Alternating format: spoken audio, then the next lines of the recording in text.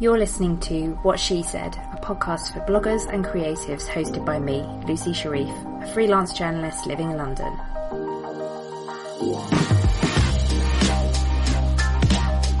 Each week I interview different women in blogging and the online world, getting their best blogging tips and advice, and a little bit of gossip too. Thanks for listening.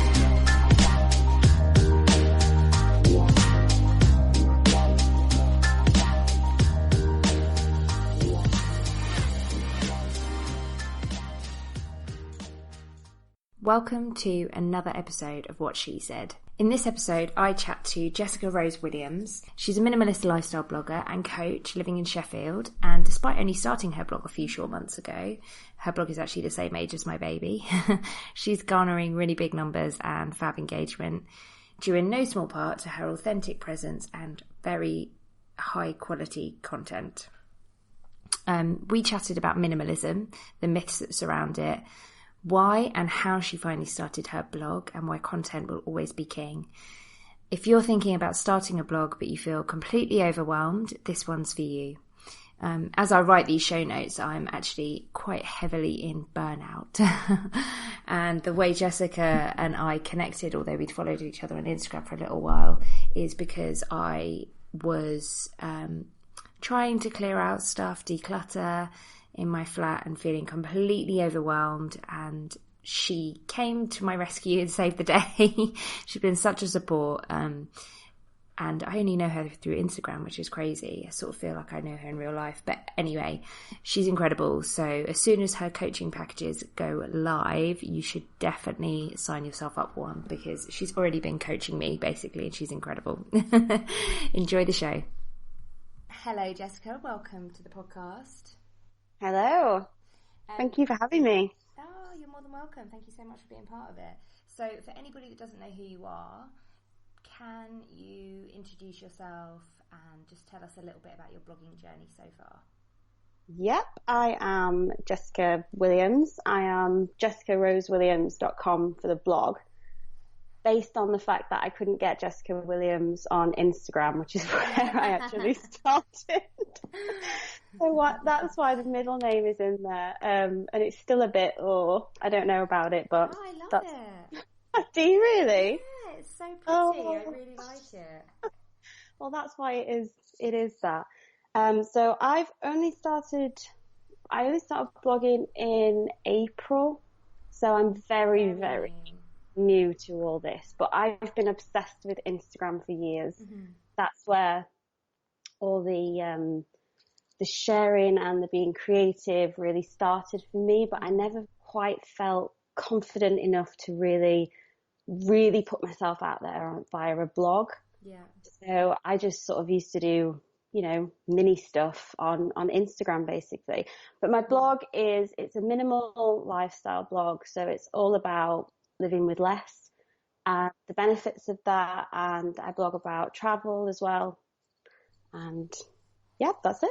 Yeah, your blog is absolutely beautiful. I'll link everything in the show notes. It's so Thank great, and you cover so many interesting topics. It's really worth a read. And your Instagram is so beautiful. So, when did you start your Instagram? Oh God, my first memories of Instagram, I didn't even know what it was. It was probably back in 2012.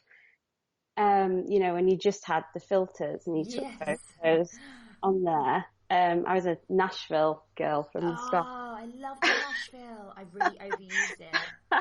Yeah, me too. That was my favourite. It's cringe, isn't it? Yeah.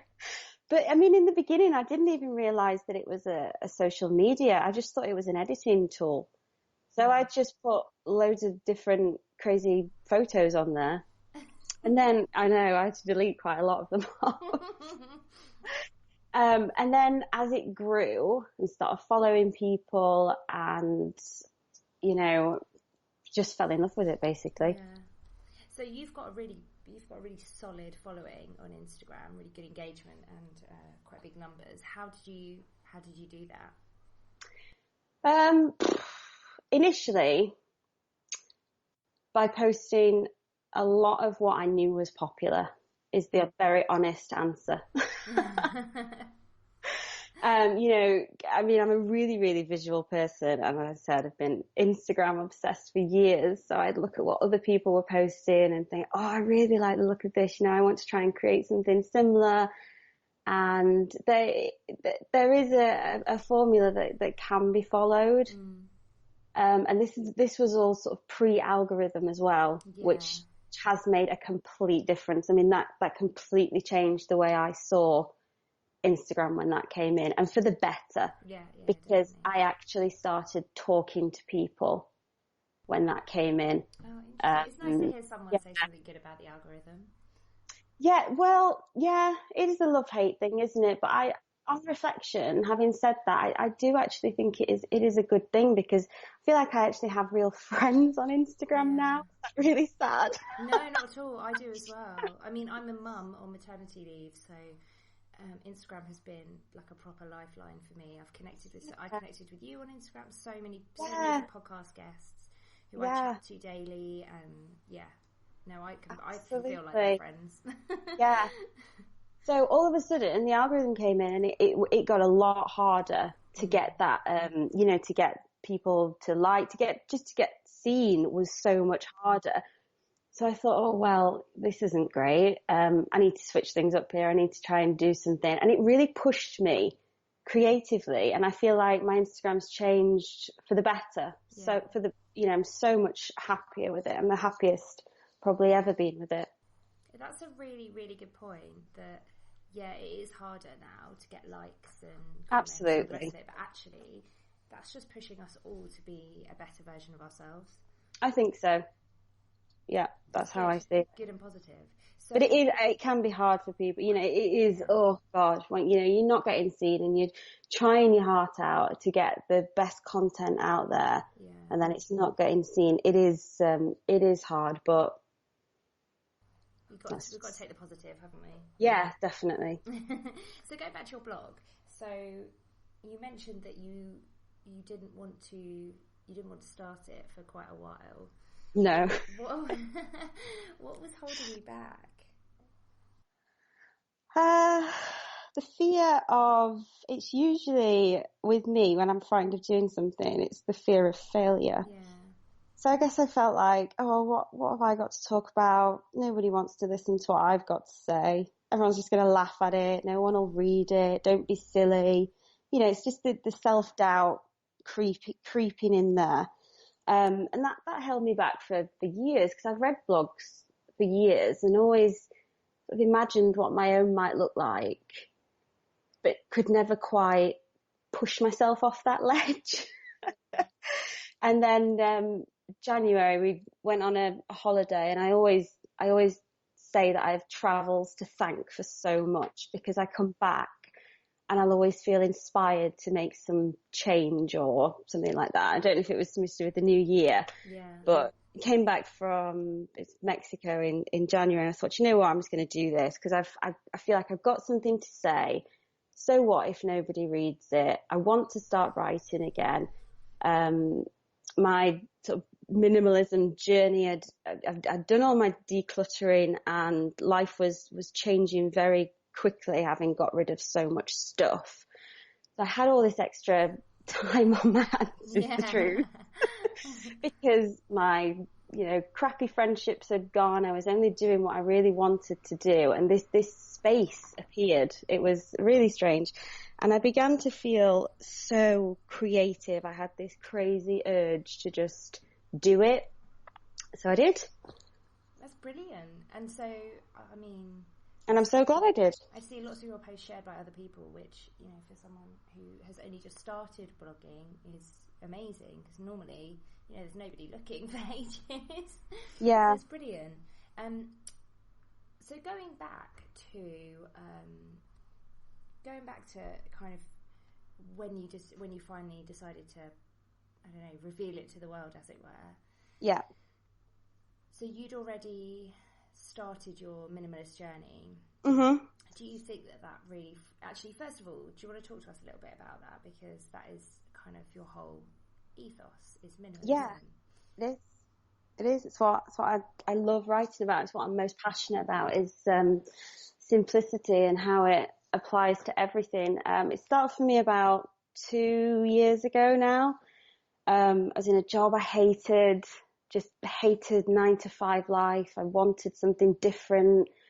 I didn't know how to get it. I wasn't particularly happy. There were all sorts of issues at work, and I wanted change. And I reading blogs, as I said before, and I read a recommendation for the life-changing magic of tidying. Yeah. It's a really famous book, but it's so easy to read. And I literally read it in 2 days, and it changed my life. I just read it. It was as if she was speaking directly to me without going to, soulful on it. But it was just an eye-opener. So everything went. I just started decluttering like a crazy woman. And the more I did it, the better I felt. And I thought there's really something to this. I need to start reading about this more. So did you do the hardcore Marie Kondo, like literally? Yeah, word for word. Wow. Yeah, absolutely. And I've never gone back since. So that's just, that's what happened with me. And then I started looking into it more because I'm a big reader. And if I'm interested in something, I will obsess over it. I'll research it. I just go crazy for stuff. I have these, obsessions. And, but it's never really gone away with minimalism. I just absolutely love it. And then I felt the need to, to share it with everyone who would listen. And I think minimalism is such an interesting niche because it's kind of a state of mind, not to sound too much of it too wanky, but I know you do have to be careful with it because it can get quite deep. Yeah, totally. I loved your latest post on saying no without guilt and how to do it gracefully. It was really, really good and really helpful. I think a lot of people struggle with that, especially women. Oh, absolutely. But yeah, I mean, you wouldn't necessarily, when people suddenly think of, when they think of minimalism, they might just think, oh, less stuff. But actually, it's so much more. It's so much more than that. It's a lifestyle, isn't it? Yeah, absolutely. I always think of it as like a bit of a tool. So it's just constantly assessing what adds value to your life, what doesn't add value, and getting rid of what doesn't add value to make more of what does. And that is good for everyone. I'm yet to meet anyone who doesn't want a calmer, simpler, more straightforward life because everyone's too busy now. And it does. It applies to absolutely everything. That's the best thing about it. Yeah, it's so true. And you've been helping me with how I used to be was very minimalist. I was a nomad for 3 years, so it was kind of more of a necessity than anything else. Yeah, that's great. Yeah, which was awesome. But then when I came back, and really, actually, for me, as we've talked about, it was having a baby, and I have not given into the pressure to have a lot of stuff. But even so, everyone will buy you stuff, and you can't really say please don't buy. In fact, I probably should have said that at the beginning. Don't buy us any stuff. And also my changing shape. So I've got a wardrobe. In fact, it's changed because yesterday I had a massive declutter. But yay! I had a wardrobe full of maternity clothes, a couple of size 12 clothes that I'd bought that weren't particularly decent. I just bought because for an interim period. Because I'm definitely going back to the shape that I was, but what if I don't? And like you said, I'm actually, it's having all those size 10 clothes in there that I don't quite fit into, or they feel uncomfortable because my actual, my body has just changed. It's just a way to beat myself up, really. To go, you should be thinner. And you're absolutely, when you said that, I was like, yep, you're absolutely right. There's no point in being they're not serving any purpose apart from to make me feel a bit bad that I'm not what I was. No, that's absolutely right. And I believe that we should only have things in our lives that serve us now. Yeah.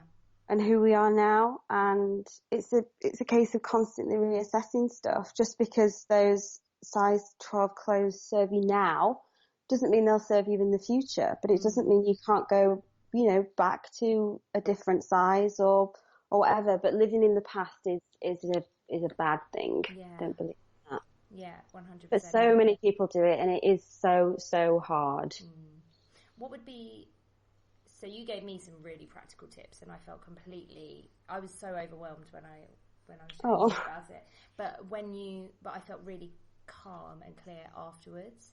So what would some practical tips be, do you think, for someone like me who's just completely overwhelmed, doesn't know where to start, but knows they want to do something? I think minimalism it's quite popular, and a lot of people see it as perfection, and they feel like it's unattainable. They see, maybe the Japanese people's houses with literally a mattress on the floor, and then we've got all the Pinterest images, and that's not necessarily how it has to be for you. So people think that it has to be perfect straight away, so they shouldn't even bother.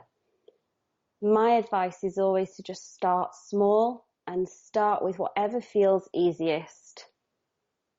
Don't overface yourself with it. You don't have to throw away absolutely everything all in one go. If that suits you, go for it. Amazing. But if you just want to do that junk drawer, then just do that and see how that makes you feel. It will make you feel amazing. Just that kind of drawer, and then you'll build momentum, and then you'll go on from there. Don't set yourself up for failure. It is. To just start is, you're halfway there with that. Oh, that's good tips. So going back to blogging, because we've veered off. Yes. Talking about very interesting things, but still. What have been the things that have really helped you on your blogging journey, which I know is short, but you can refer to Instagram as well. Yeah. It is very short, really. I can't believe I've only been doing it since April. Going back to what I said earlier, I am an obsessive type, so I have to accept that about myself. If I'm into something, I will research the hell out of it, and that's what I did with blogging. I read it all, all the how-tos, listened to all the podcasts, and actually overwhelmed myself, which I think is very easy to do for new bloggers. There's almost too much advice out there, and if you listen to all of it, you drive yourself insane. You just completely burn yourself out. But the key things for me were Pinterest. A lot of people undervalue the power of it. So I would definitely read your blog post on Pinterest and how to use it, because that is amazing. It's really straightforward. Those tips are great, and it takes a while for you to get the traffic coming through from that, but that's been the best platform that I've done. I mean, I get much more traffic from that than I do Instagram. That's interesting. Yeah, I have 600 followers on Pinterest. I mean, that's the thing with Pinterest, you don't even need to build a following. Unlike everything else, people will find your stuff through searching. They don't have to follow you. So because it's a search engine. Exactly. It's not a social media platform. It's just a visual search engine. I love it. It's almost way more motivating than any other platform, because you really do see the results. Whereas with Instagram, obviously, unless you've got your swipe up function, when you've got your 10k followers, you only have one place to put a link, and that's it. Yep. So, I mean, and you do have that functionality, and still don't get. I don't get anywhere near as many views from Instagram as I do from Pinterest. So definitely take some time to put the effort in there. I'm glad I did that. Yeah. I'm glad I found that when I did. Other stuff is, don't listen to all the advice, because there's just so much of it, and a lot of it's a load of crap. Don't run yourself into the ground. Apply a little minimalism. Do less but better is my idea. You don't have to blog 7 days a week, 5 days a week. Some advice tells you to do that. Get as much, content on there as possible. Well, what's the point when it's a load of rubbish? Yeah, absolutely. You want to blog once a week, once a fortnight, as long as it's the best you know, you've done your best and it's adding the most value, just do that. Yeah, completely agree. That's a really good tip. Yeah. You have to give yourself permission for that as well. We give you permission. If you want to blog once a month, absolutely, you have our permission. Absolutely. Yeah, definitely. It needs to be quality over quantity. I read as well about some rules where they say, oh, spend 20% of your time on the content and then, you know, 80% of the time just promoting it. Well, no, sorry, but you see those links and you click through to them and you just think, oh my God, you should have spent another hour on this, not promoting it on social media. So definitely focus on the content, because without good content, I don't think, you're just not going to get those return visitors. You're never going to be able to build up an audience. And do you focus on your email list? I didn't even consider an email list until I listened to the Me and Orla #authentic podcast. Oh, she has a really good episode on that. Yeah, it is really, really good about why you needed one. So this was all part of my obsessive research, you see. Into everything. And she said, oh, even if you don't think you need one, just build one. So I thought, oh, okay then, I best do a YouTube MailChimp tutorial. So I did that and I started building one. And I'm really glad I did. And it's something that I wouldn't have necessarily done in the beginning. I think a lot of people don't, and most bloggers that I speak to, we've all started our email lists really late, or started focusing on them really late. But it's so important. I was chatting to Elle Croft, who runs the blog A Bird in a Hand. She pointed out, you know, we don't own any of these social media platforms. Nope. We don't own any of our content. We don't own our followers there. The only thing you own is your website and your email list. That's all you have, really. So if everything else falls apart, then you need to have your email list, because they're the people that you can sell to. They're the people that are gonna. Well, and when I say sell, I don't necessarily mean, you know, you're gonna start selling tea towels or something to them, but unless that's your thing. But you know what I mean. They're the people that are engaged and that are here for you, essentially. Yeah, they're the ones that you have direct contact with, because, you know, we talked about the algorithm on Instagram. People will miss you. I think, is it 20% of your followers actually see your content anyway? Oh God, that is depressing. I know. That that's the case. But, you know, if you send an email to someone, every single one gets the email in the inbox. It is a much better way, more guaranteed way to communicate with people. And I've just started doing, absolutely. I've just started doing a monthly, I'm calling it a letter, not a newsletter, where, you know, I actually can write to people that have, so grateful that anyone has subscribed to my blog. But it's just such a lovely thing to be able to do, to actually write to those people and connect with them when they're, you know, like-minded people, especially. And that's the most important thing in any of your platforms, is finding like-minded people. But I think it's so much easier when you're building an email list. Because, I don't know, it's such a privilege to have somebody's email address. It is. And people don't hand it over that easily. So when they do, they tend to be your right people, I've found, anyway. Yeah. Have there been any real...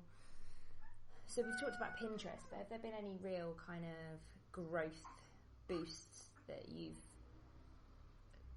tried with your blog, that you've been like, oh my God, that's amazing, that's really worked? Oh, it would have to be the Pinterest thing. Yeah, definitely. You know, just from, I mean, I'm by no means an expert, but like I said, I've just read blog posts on it and listened to tutorials on it. Just to give you an idea, you know, I've been blogging for 4 months. Just one of my posts last month got 10,000 views from Pinterest alone. And that's incredible. For a new blogger like me, I mean, that's just insane. Yeah, absolutely. That's so brilliant. So just to give people an idea of the numbers that it can do. And you know, it doesn't take that much effort with Pinterest, so it's definitely worth definitely worth pursuing. That was the big one for me. Also thinking about guest posting. Okay. I just had a light bulb moment there. Sorry. Yeah, no, it's good.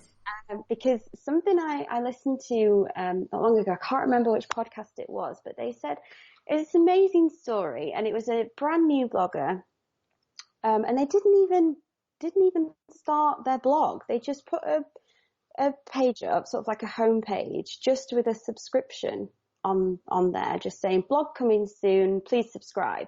And all they did was guest post for about 3-6 months, something like that. By the time they came to start their blog, they had 15,000 subscribers. Oh my goodness, that's incredible. Just from guest posting. So definitely don't underestimate that, because you might not have a very big audience, but if you can guest post for someone that does, that's a really great way to reach a wider audience. Just make sure it's a relevant someone audience. Within your niche. Yeah, don't just go crazy on guest posting. Yeah. Well, that aren't interested in what you have to say. Yeah, absolutely. Was there anyone that you guest posted for? I suppose No Sidebar is completely different, isn't it? Yeah, absolutely. I also did a guest post for Georgie St. Clair, who's an amazing illustrator. She's been really interested in applying a little bit of minimalism lately, and I did a guest post for her about my creativity boost from minimalism. So I did that one as well. But I'm always on the lookout for what I can do next. Oh, that's a really good tip, is guest posting. I'm actually not a massive proponent of guest posting, and that is because I read all the advice when I started a blog, and I guest posted loads, and it was such a faff and such a lot of effort, and I got no return from it at all. Oh no. But I think it was probably a lot more, on reflection, it was a lot more because I am only now really, probably in the past year, writing about the things that are really the things that I want to be writing about.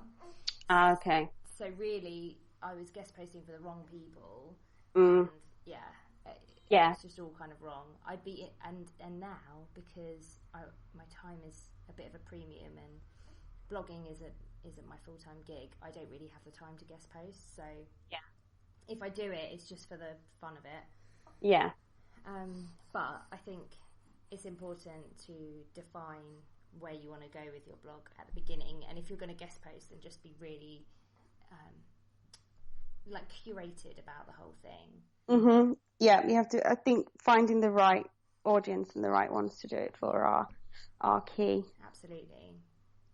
Has there been anything, because you said that you had, you're a big reader, you obviously were in the blogosphere for a long time before you actually had a blog.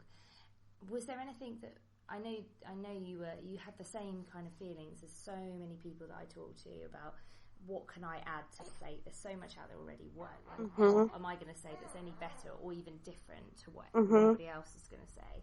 But was there anything that really was a big stumbling block for you, particularly when you were first starting your blog? In terms of getting going, or for me, I'm really susceptible to. I'm not super confident, so I'm really susceptible to listening to advice and taking on each bit of advice and being like, okay, well that's what I need to do now, and then someone will say that's wrong, and I'm like, okay, that's wrong. Oh yeah, no, absolutely, yeah, no, I understand now. Sorry, absolutely, exactly the same stuff. Oh, do you know what the worst thing is to start comparing yourself to other people? Oh, yes. That is the quickest way to feel horrendous about yourself. Isn't it? The quickest way. It's like somebody's opened a trap door. Yeah, totally. And it's so easy to fall down that rabbit hole. You start scrolling, you start thinking, oh, I wonder what such and such is doing with their blog. I'll just check it out. And then you look at someone else's, and then all the self-doubt, all the horrendous feelings start coming up. Don't do that. Do you still get that? Because I get that on a daily basis, especially on Instagram at the moment. Yeah, it can be really, really hard. I'm really working hard at the minute on trying not to look at other stuff. See, what I did a long time ago as part of the minimalism journey was to unfollow anyone that made me feel bad about myself. I do that also. And I still do that regularly now. So yeah, if someone's not intentionally, I don't think people would set out to make you feel bad about yourself. But if that's how you're feeling, by all means, step away from it, hit the unfollow, don't read that blog anymore. You have to focus, you've got to focus on yourself, and you've got to believe in yourself. Yeah, 100%, because no one else is going to do it for you. You have to. Yeah, you're the one who has to do it. Definitely. I really always have to think. I think it was Me and Orla podcast episode where she talked about comparison being the thief of joy. And actually, I'll link that because it's a really good one. I think it's just her talking and giving some real practical tips on not comparing yourself. Because, that's 100% the quickest fire way to lose all confidence and just feel crap.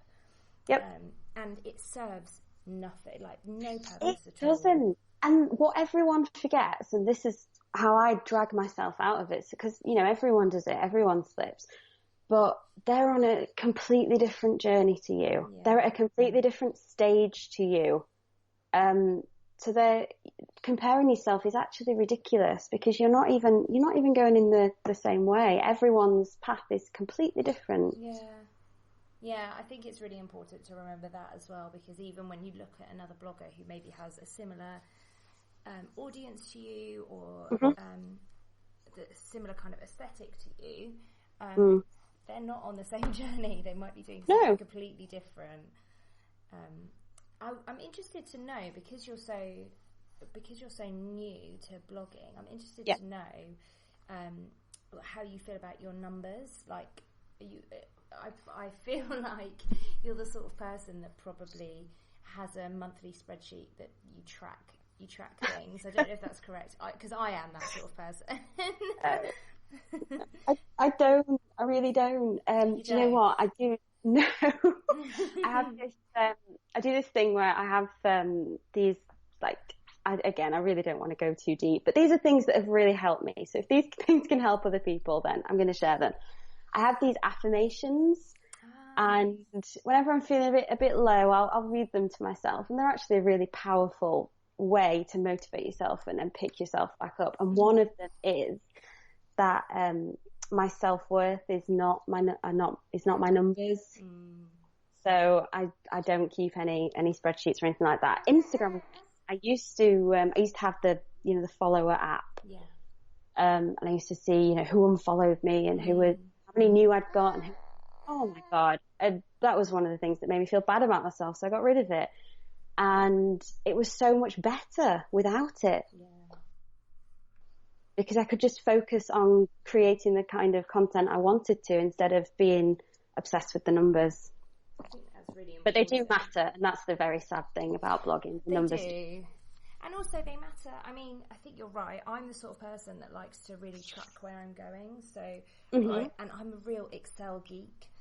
Oh, right. So although I don't necessarily believe that, I think you have to really curate your numbers. So, if you don't need to know your monthly traffic for any reason apart from your ego, then it doesn't really serve a purpose to look at it every month. Yeah.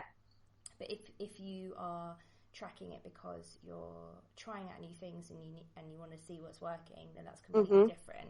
Yeah. But I would agree with you that there's no point tracking things for the sake of tracking things if they don't make you feel good, because that's not what your self-worth is about, and it shouldn't be tied to numbers.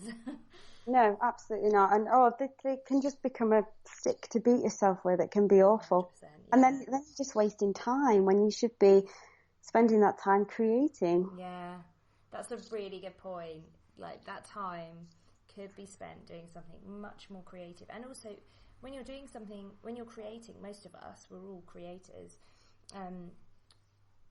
that's what makes us feel good. That's kind of what feeds our soul, I guess. Absolutely. So that's a much better hour spent than one. Much better. Yeah, one tracking your followers. I certainly don't track my Instagram stats at all, because because there's no purpose for me to do that, because I don't, it's Instagram. It's for the joy. It's not for anything else. The only thing I look at on Instagram, I have got the business account, which is the one that gives you the analytics. I like to look at when people are on the most. Yes, so that you know when to post. Just so for that, I'd rather reach as big an audience as possible. And it's time saving so as well. I use it for that. Yeah, exactly. Yeah, I think actually, if anyone doesn't have a business account for Instagram, I think it's really worth getting it. Anyone can get it. You just have to have a Facebook page, I think. So I'd really recommend it. I found it very useful. I see a lot about it. I found it much more useful, and I see a lot about if you get a business account, you don't get as much engagement. But I haven't found that personally, so I just go on my own. Yeah. I think we're all going to have to do it at some point anyway. So do you think? Probably, yeah. If you're a business, I think I presume that eventually you'll have to do it, and they'll charge you. Maybe it will go the way of Facebook, I guess. Yeah. But either way, I think there's almost like conspiracy theorists around Instagram. Oh, definitely. Everyone needs to just calm down. Like, if you get a business account, you can switch back. It doesn't matter if you don't like it. People take it so seriously. Really I do miss those pre-algorithm days, actually, sometimes, when it just wasn't what it is today. It was just fun. It was it was so much fun, and I'm so cross that I've been on Instagram since 2011, and I only started taking it seriously last year. Which I just think, God, imagine if I'd done it, but no regrets. No. There's no point. Can't change it now. Exactly. I wish I'd taken more advantage of it before. I think everyone will feel that way. Yeah, that's true. So, where can everybody find you online? Okay, I am jessicarosewilliams.com. That's the blog. Because I use my own name, it's a bit, I just can't get it the same everywhere as I would want to. On Twitter, I am at Jessica Rose Will, and Pinterest is at Jessica Rose Williams. I managed to get that one. Nice. And Instagram is at Jessica Rose Williams as well. Perfect. Find me there. Thank you so much. You're welcome. Thank you. Thanks for listening to What She Said. And if you like this episode or any of the other episodes, please think about giving me a lovely rating on iTunes. I really appreciate it. If you want to connect with me, head over to my blog, wanderloose.com, or hit me up on Twitter, Instagram, or Pinterest, where I'm at wanderlooseblog.